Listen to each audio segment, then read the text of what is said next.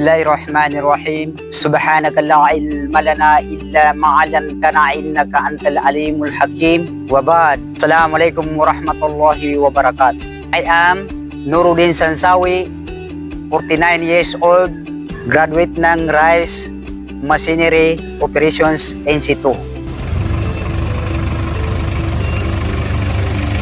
Ang naging buhay ko po bago po dumating si TISDA ay medyo mahirap dahil po sa wala po akong alam na mga skills.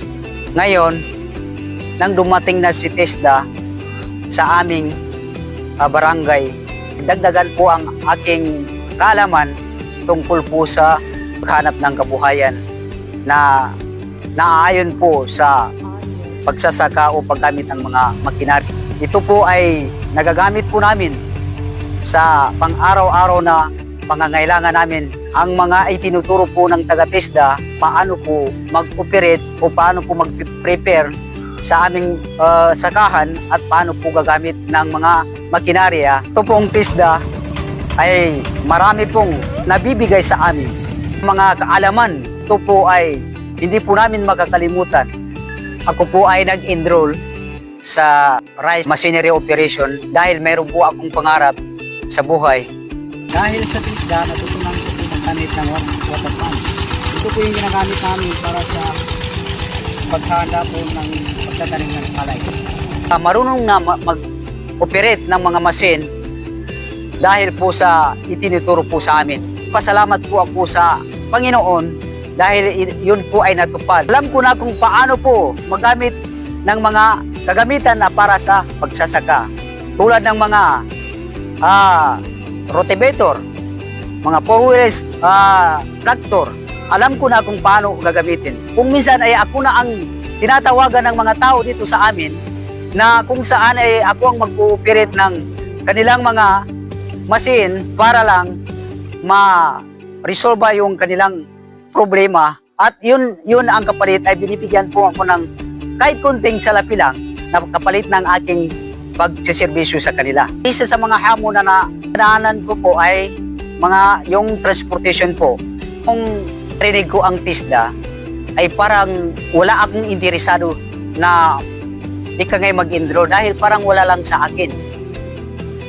Dahil ang akala ko ay wala kabuluhan po sa aking buhay. Ngayon, nang makilala ko ang TISDA, meron palang matutunan at meron palang silang pinamibigay na kaalaman na yun po ang paraan o tulay ng ating magandang kabuhayan. Nabago po ng TISDA ang aking buhay pagkatapos ng training dahil noong una ay wala po akong alam na isa man sa mga paraan kung paano po prepare ng mga sasakahan o paano po paggamit ng mga makinarya. Ang naging oportunidad po after ng training po ay kung minsan tinatawagan po ako ng mga tao na kailangan po nila kung sino po yung dapat mag-operate ng kanilang mga machine na para po sa kanilang sakahan. Ngayon, yun po yung naging malaking oportunidad sa akin. Ang gusto ko pong maipahatid sa susunod na trainings ay kailangan po ang tiyaga at saka kailangan po ang more discipline sa ating pag-aaral dahil ito po ay napakalaking oportunidad sa atin na mga bangsamoro na ito po ay maging tulay po sa ating mabuting pamumuhay. Saka magpapakita sila ng interesado para po makamit po natin ang ating pangarap na mabago po ang ating kabuhayan.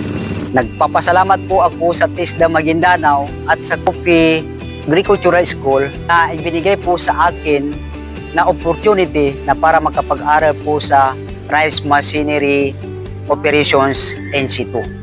Ako si Nuruddin Sansawi, proud Bangsamoro, proud TISDA scholar.